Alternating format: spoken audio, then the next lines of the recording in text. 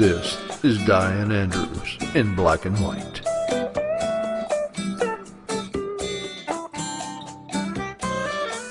The issues you don't want to talk about. The arts and entertainment you need to know.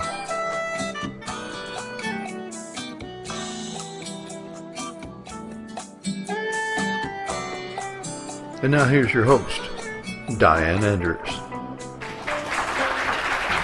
Hello, I'm Dianne Andrews of Dianne Andrews in Black and White. I'm your host, and I thank you for being out in the audience today. And I thank you out in TV land. We're a statewide program in Louisiana, headquartered out of Baton Rouge. But most of our guests come from all over the world. We talk about all kinds of different subjects. I recently interviewed a guy from Baghdad, Iraq. Today we're doing a show on whistleblowers. And people may say, what is that? What does being a whistleblower really mean? Well, what that is, and a lot of people probably have heard about it, is when a person, an employee usually of the government or of a company, turns that company in or exposes them for doing something fraudulent, illegal, or could be deemed as so. And Mike, thanks for being here with me today. I have Attorney Mike McCrae from Arkansas, Pine Bluff, Arkansas. He's coming in. He drove up, and we thought it was going to take 7 hours. It only took him 5.5. So thanks for coming, Mike. Couldn't wait to get here. Yeah, I could come in now down to Baton Rouge, Louisiana, which he's kind of native to when you were with ACORN, right? Because he worked for ACORN. Some of you may remember Association for Community Reform Now, ACORN. About 8-9 years ago, a lady was in the news a lot. She was the leader of ACORN 8. And they exposed a lot of illegal dealings that ACORN was doing. And ACORN was headquartered in New Orleans, Louisiana for many years. That's correct. As you told me, it started off as that A stood for, instead of Association Arkansas, it started in Arkansas. Right. But Wayne Reski, who was really the head of ACORN, learned all his techniques from George Wiley, a PhD in chemistry out of the East Coast, you had told me, Mike. Mm-hmm. Now, Mike comes to us not just from ACORN. This is a consummate whistleblower. He is, I call it 3.5 times. He whistleblew twice on ACORN. Once when he was at the USDA, and then once on mortgage fraud. Is that right? Well, I'll let you explain further. Mm-hmm. Yeah, and but Mike comes with Marcel Reid, who was the leader of ACORN 8, kind of, calls him the most educated man she knows. He has a CPA, and I don't think you're active now. But he also has JD. He's an attorney, but always wanted to head to New York toward Wall Street. So you're only licensed in the state of New York, right? Just in case one day you move up there, you'll be practicing law in New York. That's always been his dream. But he got to Washington, and you got all around. He worked for the USDA and a lot of other jobs. But he also has, I think, a Bachelor of Communication. Then you got a degree in economics. Because I was telling my brother's a PhD in economics. So you're very, very well educated. And now, when I read what you say you do, is you're doing your passion, I guess. You're helping people, human rights and public interest advocate is what you call yourself now, right. And a consultant in other ways. And you worked at Prairie View as an adjunct professor over in Texas. So tell us about this journey. I have to tell you, he loves Hillary Clinton. He loves the Clintons. I see Hillary Clinton campaign on your resume, Hillary Clinton, and you're from Arkansas. Yes, sir. So he started off work for the Clintons, I guess, when you went to work in Washington. When you left Florida A&M, with the economics degree, where'd you go? Well, I went to Washington, and so I was. I got my economics degree from Florida A&M, and I was at the famed business school, SBI. And so with them I had interned. I'd worked with SunTrust Bank in investment banking. I'd worked for Johnson & Johnson in the personal products company in marketing. I'd also worked for Honeywell Information Systems. So as you said, I really considered myself, I was headed to Wall Street. Yeah. I was accepted into Georgetown Law Center. Back then it was a top 10 law school, and a funny thing happened. It's not now? Georgetown is not in the top 10 now? Well, it teeters. Okay. I'm not sure what the current ranking is, but it was definitely top 10. Yeah. And I tell people a funny thing happened on my way to Wall Street. My governor ran for president, and he won. From Arkansas. From Arkansas, Bill Clinton. And so I had worked then as a student organizer, working at Georgetown, well, at the Law Center organizing students. And I got For Clinton campaign. For the Clinton campaign. And so I was blessed with being able to work on a White House initiative called the Empowerment Zones program. And some of you may remember that was actually a $4 billion appropriation. And it was basically designed to help underserved communities to revitalize and reinvigorate. And you know, I grew up in the rural South in Pine Bluff, Arkansas. Unfortunately, my hometown had once been ranked the worst place to live in America. Pine Bluff? 2 years in a row. How large is Pine Bluff to even make the ranking? Yeah, well, it ranks all metropolitan areas over 50,000 people. So you're over 50 in Pine Bluff. Yeah, so we're small. But so I basically had an opportunity to use my degrees and my education to work to revitalize places like my hometown. So I was kind of working in my passion. During that time, I happened to discover that there was a $40 million grant that was being awarded to a grantee that I knew personally was not capable of administering the grants. Part of my job— That was with the USDA. That was working for the United States Department of Agriculture. For the White House Initiative, it was a White House initiative that was administered by HUD for the urban zones, USDA for the rural zones, and it was funded by HHS. So you kind of had a collaboration. Yeah.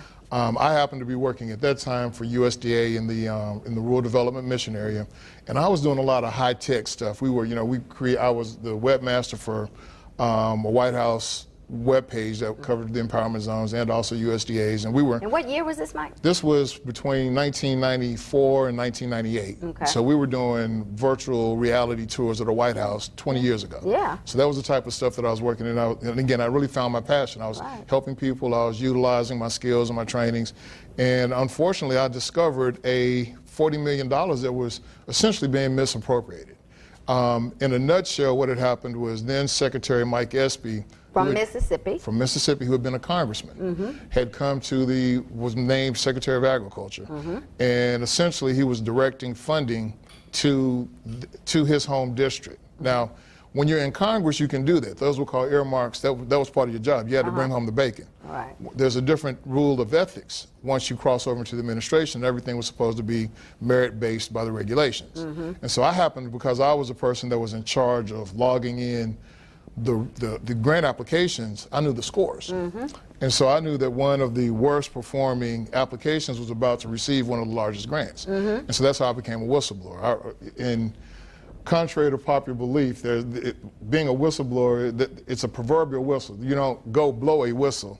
And all it takes to become a whistleblower is to ask the wrong question at the wrong time. We just had a show on about a week or two ago with Mike Springman, and he talked about that when he whistleblew on diplomat. He was a diplomat in Jeddah, Saudi Arabia, and he's a whistleblower also with his book on the government.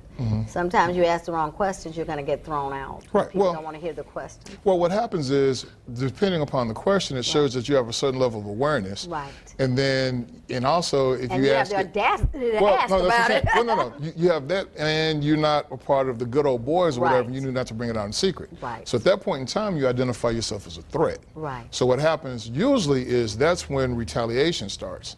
So most people get to the point of blowing the whistle. It's a response to the retaliation. So you don't wake up one day and plan to be a whistleblower. Right. Generally speaking, what happens is you see something wrong, you try to fix it, whether it's based on your moral— Or you go to the people because you think they want to fix it too, that they don't understand this problem exists. There you go. You think you're doing your job. Right. But then sometimes, You work with whistleblowers with a conference that you all do in Washington, you and Marcel Reid, every year. And I spoke at your conference last year in July because I've written stories on Marcel about whistleblowing, and I do shows on whistleblowing with veterans and other agencies. Absolutely. So most people tell you, I didn't want to be a whistleblower, it just happened. And I teed off the wrong person when I asked this question. Next thing I knew, I lost my job, or I got demoted, or something happened. And oftentimes, it's the Whistleblower Summit for Civil and Human Rights. Right. And it's anchored on National Whistleblower Appreciation Day, which is July 30th. Which before they invited me to the summit, which was July 29th through 31st last year, and about that same time, I think, this year. Right. Well, we anchored that. So it's always that week, because we want to bring attention to the fact that there is such a thing. I didn't even know there was a summit.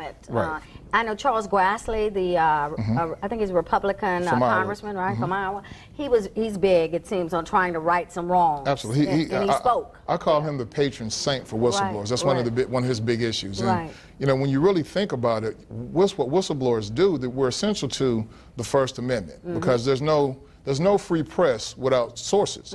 You know, there's no congressional oversight without government informants. So literally, the whistleblowers are the fifth estate that protect freedom and liberty. And so that's one of the things that we try to push out at the summit. And we also have a place where we've created a community for whistleblowers, because generally after the discrimination and the retaliation, you get isolated, you get blacklisted. I don't know if you know Shay Wilkes. I know Marcel does. Yes. Shay has been on my show before, and I did the show on the VA whistleblowers. Right. Shay came to the summit and did a and he spoke to Congress. In fact, I talked to him yesterday. He was going to come down here because he's done an ISIS show with me also, and but he was sick. But Shay and I talked and how he found himself able to keep his job at the Shreveport, Louisiana VA hospital, where he thought through scheduling 38 veterans had died because they had been misscheduled or not scheduled at all. But he created the Truthtellers, this organization, VA Truthtellers, so there's safety in numbers, he was saying. And so that was very smart of him to go out, and so they can't really fire him in Shreveport or get rid of him. I think he hasn't seen as much retaliation since he started that, as he saw in the beginning. Well, there's always, you know, the different trains of thought. I belong to that school of thought, that I think that you need to go public, and I think you need visibility, and that becomes one of your biggest offenses. There's some people that would tell people, you know, don't blow the whistle if you don't have to, or to blow it. But again, they don't know they're blowing it in the beginning. No, and that's my other point, is that people don't really plan to do this. And sometimes they'll say that if you blow the whistle, you know, blow it through the NAACP, or don't let your fingers get on it. But generally speaking, especially in the age that we live in, it's not going to be secret. You know, eventually, even if you try to remain anonymous, they're going to know that you blew the whistle, and the retaliation is going to increase. And it's scary. It can be very scary. Oh, it can be devastating. That's right. And so that's why I believe in coming out of the shadows and to work with other people, form groups, be engaged in advocacy. Those things all, I mean, one is it helps you keep your sanity, because you're also going through a lot of losses. And also there's strength in numbers. So a lot of people I met at the Whistleblower Summit, I mean, their whole life had changed. You know, they lost their wife, they lost their family because they whistleblew, and they got fired, they didn't have any money. I mean, they just saw a snowballing effect down the hill. So it's something you have to think. You want to do the right thing, but if you think you're teeing off a lot of the high-powered people, you really have to think long and hard before you decide to take this path, is what I would tell people from what I saw at the summit. Well, again, the people that are being proactive about it, but again, there's a lot of people that wind up formally blowing the whistle. The retaliation has already started. And so then it's like, how do you get off this train? But think before you ask the question. But a lot of times you don't know you're asking the wrong questions when you uncover these big losses.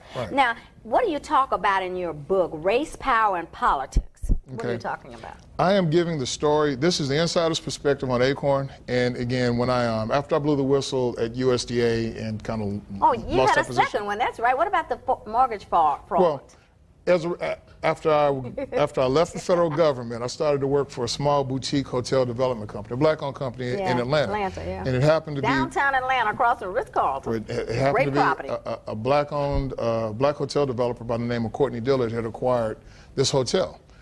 Historic hotel. It was called the Hotel Weinkauf, and again, it was next door to, right across the street from Macy's, catty corner from the Ritz-Carlton. And great location. Essentially, this deal was 50% of the deal that Donald Trump did in New York, called the Commodore Hotel. So we literally had an up-and-coming African. That's the one he made into the Grand Hyatt, isn't it? That's the one that, and it's the one that formed the centerpiece of his holdings. That's You're able to leverage that into many more, now billions of dollars. So we actually had we had a black Donald Trump up and coming. And I was a partner in that. He's from Arkansas? Well, he's from Georgia. He's from Atlanta. But he got involved in, he was the victim of commercial mortgage fraud. Now, this was in 1999, and we didn't, right now everybody understands what securities fraud is, foreclosure fraud. Back then, people didn't know you could actually steal a hotel. I mean, it just seemed so, ridiculous. Bizarre, right. And so we called it, it was Grand Theft Hotel. But as we were trying to fight back and combat that problem, we went to the NAACP. They didn't return our phone calls. We went to the Southern Christian Leadership. Now, let me ask you that, because one of your positive things was go to the NAACP, telling people something about to go to an organization. So you did do that, and they didn't return the call. Absolutely. Why would you think?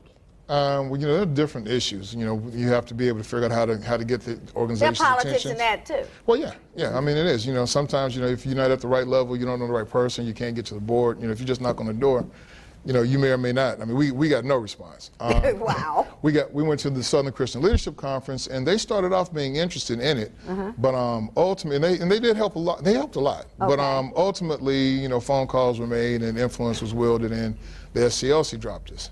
And so then phone calls were made from people from Washington, maybe to them trying to stop them from the help. Well, from City Hall in Atlanta. In Atlanta. So it wasn't that deal. Okay. And then we finally went. But still, the powers that be kind of stopped them from. If you do this with them, this may happen to you. So there was retaliation can be potential against them. Right. Right. Well, whether it's retaliation or inducement. So, you know, here's the carrot or the stick. Right. Either way, you know, when the going kind of got rough. Dropped. Yeah, we found ourselves alone once again. And then I heard about an organization that was called the Association of Community Organizations for Reform Now, ACORN. And one of the biggest things about them, ACORN, is they weren't scared, and once they took up a fight, they didn't let go. Now, let's talk about that a little bit, because ACORN had 400,000 families. Member families. And they paid to be in that organization $10 about a month, I think, $100 to $120. Sure. But they had lower middle class people, I think, in ACORN, right? And not really middle class? Or? Well, ACORN, again, as you said, Dr. George Wiley, that was the African-American PhD in chemistry, and he had started the National Welfare Organization. That organization... Which is community organizing. Still community organizing. Like Saul Alinsky and people ruled for radicals. Well, again, we're talking 1960s when there are all types of neighborhood associations and community groups. I will say Barack Obama was the legal counsel for ACORN. He was a trainer. A trainer? He was a trainer. He wasn't a legal counsel. No, he was a trainer for ACORN in Chicago. Out of Chicago. Only. Okay. Right. And so, but anyway, so the National Welfare NWO, National Welfare Organization, it was strong, but one of its limitations was it was designed for lower class people. You were able to assemble those people. Right. At some point in time, they decided that, you know, the tactics were working, but we needed to broaden it to include middle class and working class families. Right. And so that's how the idea for ACORN came. Right. Then you have more power. Exactly. You expand to higher levels. Right. And so Wade Rathke, who was a organizer for NWO, which was headed by George Wiley, was sent to Little Rock to form this new organization. And so again, I mean, Wade gets all the credit that Wade is due, but he wasn't the only one, and again, he was sent down here. But you still think he was a genius in community organizing? Well, the thing is, after George Wiley died, or disappeared. He died? He disappeared. Disappeared. And mind you, got to remember, in the 1960s, there was a thing called COINTELPRO. And so a lot of our leaders that were very powerful, very militant people got assassinated. Is this like Hoffa, who they say is down in some cement with the unions? I don't know. Whether it's Hoffa, whether it's Malcolm X, whether it's Martin Luther King, whether it's... Well, we know what happened to King, and Malcolm. And but this Vice guy Lords. disappeared. Well, there was a boating accident on the Chesapeake Bay. Never found the body. That's all I know. And who had he made upset? Who didn't like him? I mean, the National Welfare Organizations was very, I mean, they were powerful. Militant. Yeah, they were very strong, and it was strong. When you say militant, we're not talking about the Black Panther kind of militant. What militant are we? Well, okay, they weren't carrying shotguns into City Hall. Right, but in California. But a lot of you know, one of the things that any direct action organization does, I mean, ACORN would do, you know, we would protest outdoors and picket and whatnot, but ACORN would also put 1,000 people in your lobby, in your banking business, to get your attention. So, I mean, there's also militant, there's peaceful lobbying and marching, and there's peaceful protesting. There's like also on the bridge in San Francisco the other day. It's not Black Lives Matter, but it's an association with them, and they had thousands of black people on the bridge stopping the traffic in San Francisco this week. Yeah, so that kind of thing. Right, that kind of thing, right. And so you can wield a lot of power. And so again, I don't know how long, you know, J. Edgar Hoover's friends list and enemies list went, but to me it's not inconceivable that George Wiley would have been the type of person that was probably recognized in COINTELPRO. As far as your standpoint, he was the biggest and the brightest in community organizing and from a black person. standpoint? Well, there were lots, but his name should be in that same pantheon. Now let me ask you, when you look at ACORN, what percentage was it black? Are we talking half, 70%, 80%? What are we talking? So now we have a new organization that's following the same model as NWO, but it's designed to include not only lower class, low income people, but also middle class, working. Well, let's say working class. Okay. Right. And so therefore, the racial diversity, it's mixed. It's poor whites, it's poor blacks, it's Hispanics, it's some. Now here's the deal. We're going to have to close out in a second. Okay. Mike, but you think ACORN was successful, except ACORN 80 ended up... ACORN was tremendously successful. It flew under the radar for so long. Again, ACORN was much more powerful than NAACP. ACORN was much more powerful than the SCLC. And it was mostly black. Is that what you're saying? A large 80%? more. I would say probably. Wayne Grassley was a white guy who. Right. Well, but again, it was it's because more than 50%, and we're 13% of the population. So it was, right. Well, because it's also targeted towards the lower class. Right. So we're overrepresented in terms of poverty statistics. Right. So, but it was a good mix. Everybody, I'm going to close it out. You may remember ACORN. That with the lady, wasn't it a prostitute, and they went into one of the ACORN offices. I'm just trying to make people remember the ACORN situation. Right. May not have been true. Right. But you'll remember the guy said that the workers in ACORN were going to help them. Yeah, that was a lie. That was a lie. But that's how you may remember ACORN 8. But the truth is in Race, Power, and Politics. Yeah, this is his book. Where can I get the book? Anywhere books are sold, Amazon, Barnes & Nobles, your local library. Okay. All right. Well, thanks for driving in. Okay. Thank you so and I'll much. be back at your summit this year, the Whistleblower Summit. Thank you, Mike. All right. Thank you. Come on back to Dianne Andrews in black and white. Order your copies now of Dianne Andrews' latest books, Third Man Out, a suspenseful mystery by Dianne Andrews, and Gumbo for the Heart, 25 stories of faith, hope, and charity, both available now on Amazon.com.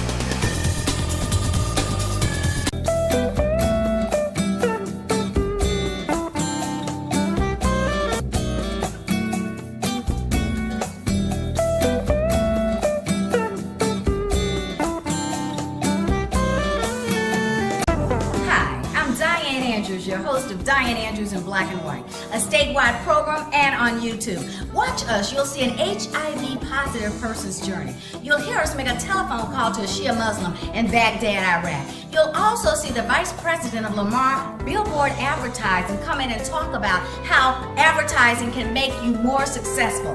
Come on and watch Dianne Andrews in Black and White. You'll be happy you did.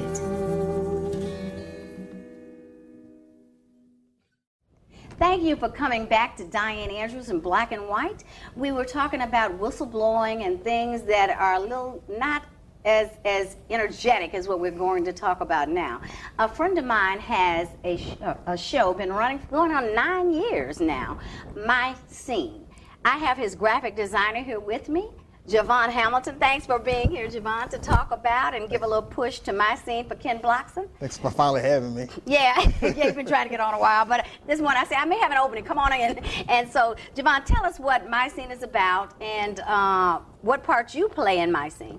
My Scene is basically like a local entertainment talk show. We bring the latest in local entertainment, so that's food, music, and fun. And what I do is mostly graphics. I do a little bit of hosting. I have my own video blog series called... Yeah, I saw that hosting you did. Right. Yes, you did good. I think I texted you. Yeah, you did. Oh, you did? Yeah, you did text me. Yeah. I have my own video blog series called Javon Does Baton Rouge. Ken liked those so much that he featured them on there. I did Chicken Shack and... Oh, I did. Yeah, I saw that. You did chicken. I saw it. Right. Yeah, a bit of a foodie, so it's a little bit of everything that we do on there. But you say local, but I know Ken has someone in Dallas and someone in China. Dallas and Japan Korea. Or something. Korea, is it Korea?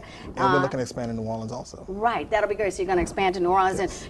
And what would you compare for people who have never seen My Scene? What would you compare it to so they'll understand? I say it's maybe like our own kind of like entertainment tonight type of show. Entertainment Tonight, yes. but locally. Locally. Now, do you bring in a lot of people to interview, or are you mostly just out in the scene where the music is going on? Or I know you go to restaurants sometimes and feature them. It's actually a little bit of both.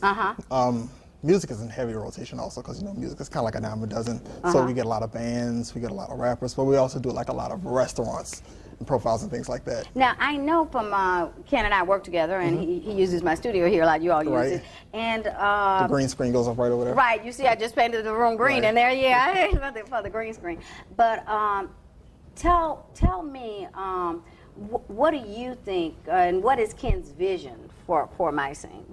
Do you know what it is, or should Ken is behind the scenes guy. Yeah. He doesn't want to come on. Ken wants to make my scene like the ultimate source for what's going on here in Baton Rouge and beyond. And now New Orleans. And now you're New going to Orleans, Dallas, Korea, right. soon Atlanta, and possibly DC. Oh, good. I know the guy in Dallas used to live here, I think, and work for him in my scene. He's from New Orleans, and he was on the pilot in 2005. Yeah, because you all have been going. 2005 was the pilot, and you really started, I think, in 2007. After Katrina. So you've been 9 years. Yep. Because he was going to do it in New Orleans at first, Right. and then Baton Rouge with Katrina. What happened? We all know what happened then. Yeah, I'm one of the evacuees. Now, how long have you been with my scene? You're I've from been New with my Orleans. scene. I'm from born and I raised in didn't New know Orleans. that. Yeah. Oh, okay, all right. I've Tell me been what my- things you've done. I've seen the website is really Ken's big deal. You all get, 3,000 Yep. hits a week or something on Yep, per week. a week on your My Scene page. And you do most of the graphics on that page, right? Yes, I did the website, did the broadcast graphics, the social media, things like that. So I definitely have a lot on my plate. but I do In it pretty fact, well. I know you and I are going to be talking about doing some things we've talked about before for Dianne Andrews in Black and White. And he was telling me that you watched the show since I started, I guess, huh? I think my first episode is maybe a third show. The third show. Well, that's almost since I started. Yeah, I've been doing this about 16 months now. Yeah, we Yep. got, after the day, it'll be, 56 shows out there. And I have a full-time job. And like I said, I'm like Trump. I pay for this myself. So I can do it Exactly. I can. Yeah, we're independent out here. So we need more people supporting doing different things as we're independent to keep us on the air. But thanks for coming. I'm going to do my famous close. When I was a little girl growing up in Rouge, Louisiana, a little small town, I watched a show on Sundays, a spiritual show. And every Sunday they would light this candle, because people tell me, well, why don't you get one of those, fireplace machines to do it? Why do you still use a match and candles? It's because that's what I saw, and that's what stuck to me, was this match going down into the candle, lighting it. And they would say, if everyone lit just one little candle, what a bright world this would be. And that's how I tried to live my life. I've tried to shine lights on different situations, and really that's what the show is about. Recently we've done things all about kids. I brought an HIV person in from New Orleans with a doctor to talk about how to prevent, if you can, AIDS, or precautions for not to get HIV/AIDS. We explained to you what it really was and gave you places to go and get tested.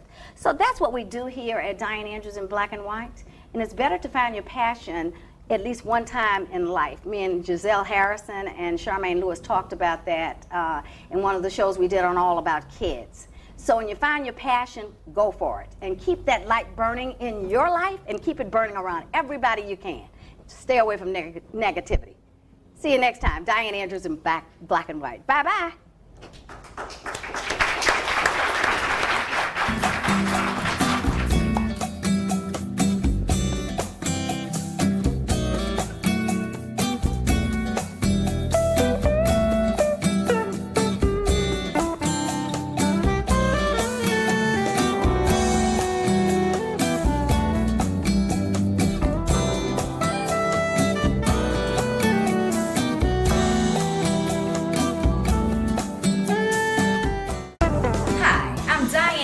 Your host of Dianne Andrews in Black and White, a statewide program and on YouTube. Watch us. You'll see an HIV positive person's journey.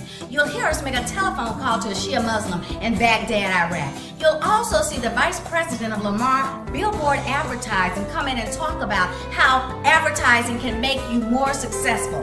Come on and watch Dianne Andrews in Black and White. You'll be happy you did.